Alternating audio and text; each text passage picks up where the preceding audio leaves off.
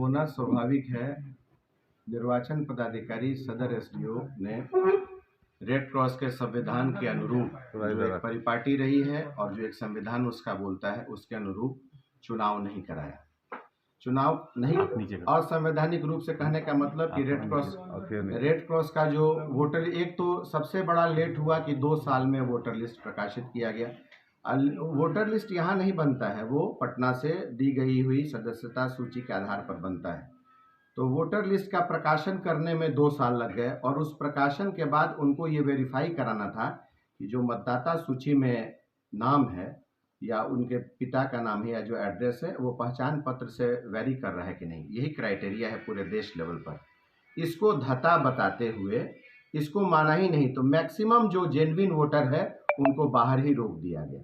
मैं बार बार आग्रह कर रहा था, मुझे इसका अंदेशा भी था, चूँकि हमको लग रहा था कि अनजस्टिफाइड होगा। मुझे ये बात भी 1-2 दिन पहले आ गई थी कि जो ये आधार बनाया गया है मूल प्रमाण पत्र का, जो किसी चुनाव में आधार नहीं होता है, उसको आधार बनाया गया इसलिए कि इसको स्कैन करा के और डुप्लीकेसी कराई गई। इसको देखिए, जैसे ये मैं दिखा रहा हूँ, ये किसी का है, आकाश कुमार सिंह। अब ये हमारे सत्र में मिला हुआ है था सर्टिफिकेट कोई क्राइटेरिया नहीं है। पटना से बहुत लोगों का आता भी है, नहीं आता है। क्राइटेरिया है वो मतदाता सूची जो कि पटना से स्टेट से आता है, उपलब्ध होता है हम लोगों को।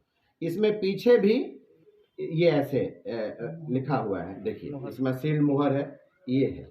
अब मैंने प्रशासन क्या कर रहे थे वहाँ, मिली भगत प्रशासन की मैं सीधे आरोप लगाना चाहता हूँ एसडीओ साहब पे कि प्रशासन ने एक गलत आधार बनाया जो कहीं देश में चुनाव की प्रक्रिया में संवैधानिक रूप से नहीं लिया जाता है। इसको छपवाया गया, इसको स्कैन कराया गया, देखिए ये और ये, इसको स्कैन कराया गया है। ये प्रशासन इसको अंदर करा दिया था अयोध्या यादव को, मैंने पकड़ा, उसका आधार नहीं था।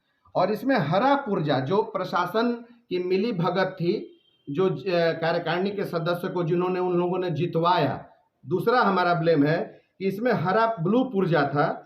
ब्लू पुर्जा को कोई चेक नहीं किया जा रहा था। मतलब पहला तो कि मतदाता सूची से करानी थी, जो उनका प्रकाशन था उसको वेरीफाई नहीं कराए। मतलब पहला मेरा आरोप है कि उन जेन्युइन लोगों को नहीं वोट देने का अधिकार दिया गया। एक दूसरा असंवैधानिक ये कोई क्राइटेरिया नहीं है कि मिलेगा या नहीं, इसको क्राइटेरिया बनाया गया एक आदेश के तहत और ये डुप्लीकेट छपवाया गया। और जितने मतदाता सूची में लोग थे उनका नाम पता इसमें लिख के, देखिए ये हम पकड़े, प्रशासन अंदर कर दिया था। हम लास्ट में गए थे, चूंकि देख रहे थे कितने पास। मैं बार बार एसडीओ साहब से आग्रह कर रहा था, एसडीएम सर से बोल रहा था कि देखिए डुप्लीकेसी हो रही है, कोई आधार नहीं है सर।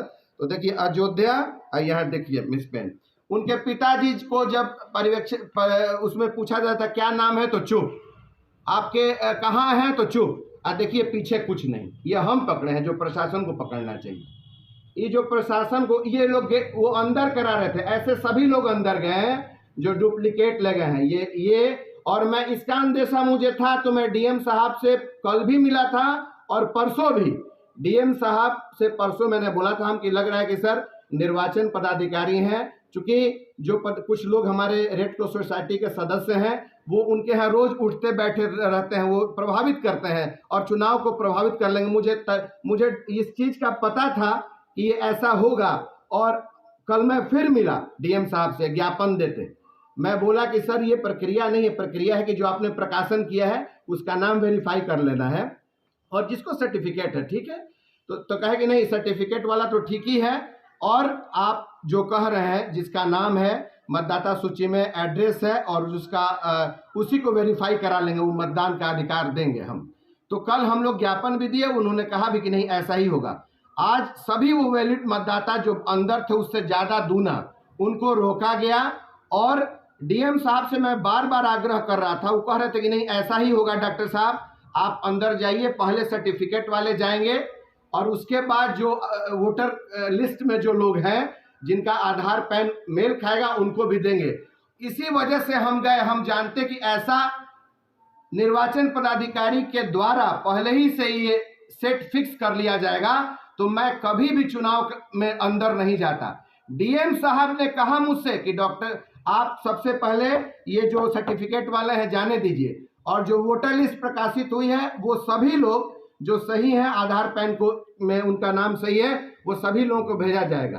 तो आधार पैन कार्ड वालों को नहीं भेजा गया, तो यही डुप्लीकेट का मुझे शक था। डीएम साहब के आश्वासन के बावजूद भी निर्वाचन पदाधिकारी अपने लोग जो रोज बैठाते हैं, जिनकी बात सुनते हैं, जो नियम कानून के साथ नहीं रहते हैं और जो इस चुनाव को असंवैधानिक बनाए, उसके लिए मैं क्षोभ व्यक्त कर रहा हूं कि इस तरह से इस सामाजिक संस्थाओं के मानवीय मूल्यों और उसके दायित्वों के साथ जो खिलवाड़ प्रशासन के साथ मिलकर निर्वाचन पदाधिकारी ने किया है वो घोर आपत्तिजनक है। न सिर्फ इसके है, राज्यपाल महोदय चूंकि हम लोग के प्रदेश अध्यक्ष होते हैं, मेरा विषय उनके पास भी है और ये सभी विषय उनके पास जाएगा और जो भी वोटर वंचित हुए हैं वोट देने से वो इसके खिलाफ कानूनी कार्रवाई की प्रक्रिया को भी शुरू करेंगे। हाईकोर्ट की भी बात कही जा रही है। निश्चित ये अब इससे बड़ा क्या, निर्वाचन की प्रक्रिया मतदाता सूची का नहीं मानना, सभी जेन्युइन वोटर्स को उनका आधार बाहर ही रोक देना नहीं मानना, डुप्लीकेट सर्टिफिकेट को छपवा कर रजामंदी, डुप्लीकेट सर्टिफिकेट को छपवाया गया जिन लोगों के द्वारा, उसको अंदर भेजा गया, एक साइड में बैठाया गया। और हम अपनी बात लेते हैं, जैसा कि चुनाव की प्रक्रिया इतनी गलत हुई है, ये पहली बार मुझे देखने को मिला कि किस तरह से सोशल ऑर्गेनाइजेशन में भी इस तरह का इंटरफेरेंस अगर जाति करके किया जाएगा तो ऐसे ऑर्गेनाइजेशन चलेंगे कैसे। उसमें होना क्या था कि जैसे कार्यकारिणी, जिला कार्यकारिणी का चुनाव करना था, पदाधिकारी का तो वहां करना था, तो जिला कार्यकारिणी में जैसे मेरा ही चुनाव हुआ तो इसमें बोलना था कि जिला कार्यकारिणी के सदस्य के रूप में डॉक्टर आशुतोष कुमार सिंह का नाम प्रस्तावित किया जाता है कि इनके समर्थन में कितने हैं, तो मेरे